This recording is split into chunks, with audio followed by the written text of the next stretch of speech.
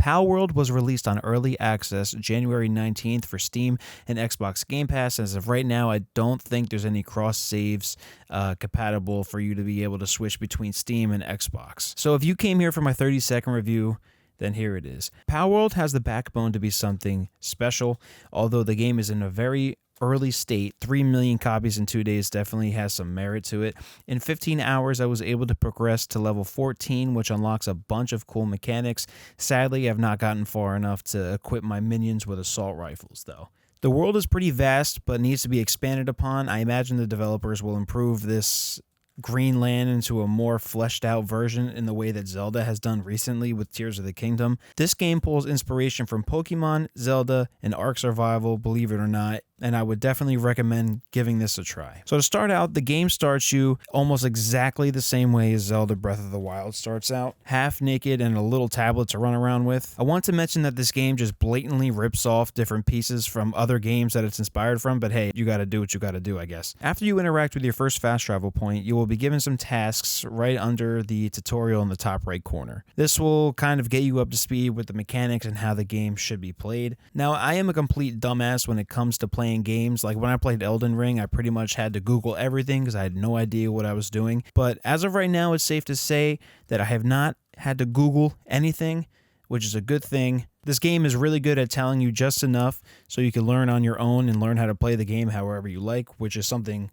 I definitely like a lot. There's nothing more frustrating than buying a game and then having to look up how to play it. You will need to start crafting to do anything, which is pretty easy to get into. And there's actually this lady at a bonfire where you start out and she gives you some wood.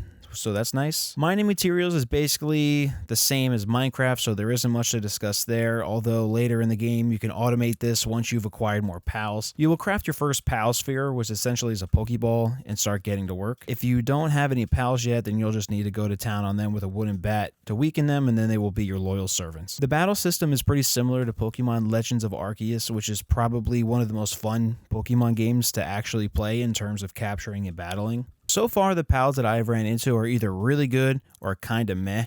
You could see where they may have taken too much inspiration from Pokemon to the point where I'd be concerned about copyright. These little guys roam freely through the world in their own ecosystem. Once you catch them, they could either be on your team, in your box stored away, or on your base working for you. Each pal has a different skill set geared towards different tasks. For example, my Dino Snom, who is a grass type, was able to start hacking at my tree farm to get some wood while I have other pals transport it to my storage box, which is actually kind of cool. Now, you will run into pals which are much more higher level than you, so try not to piss them off because you will immediately regret it. I have to say I had a lot of fun trying to catch them, since the catching mechanic is percentage based and it actually shows you the catch rate given the pal you're trying to catch's health, which is actually kind of neat, and I've never seen that before. Some pals will even let you ride them if you unlock their saddle through the technology tree by leveling up just naturally through the game by playing it. And the typing is basically Pokemon, but with different names, like normal is just called neutral. I like PALWORLD's design and take on the creatures better than another knockoff like Temtem. Temtem was just kind of, I didn't really like it. I thought it felt a little uninspired and not as good as these. These guys kind of feel like they have a little more love in them. They feel like they have a little more design to them, which is nice, especially since nowadays it's really hard to find unique model types. I mean, look at Pokemon, in recent years, there's a sandcastle Pokemon, ice cream, like they just feel a little uninspired to me. But these guys actually have some, they actually take, I guess the perfect mixture would be if they have real world elements like a real life animal with a real life element, as opposed to like an inanimate object just randomly being able to shoot fire or something. But these guys actually feel like they have a little bit of purpose to them, and they're a little unique in a way, which is always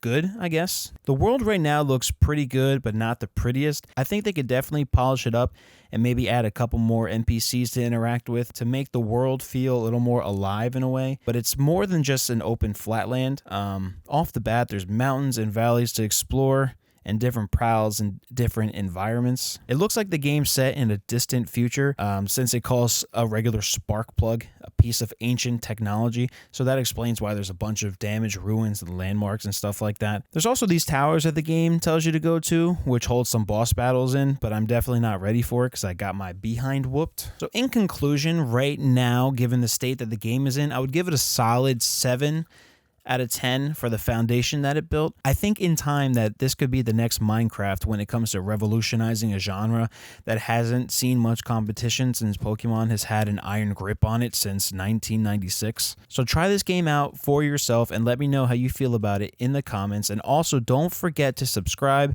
We are on our way to our first 100 subs. And thank you again for watching. Until next time.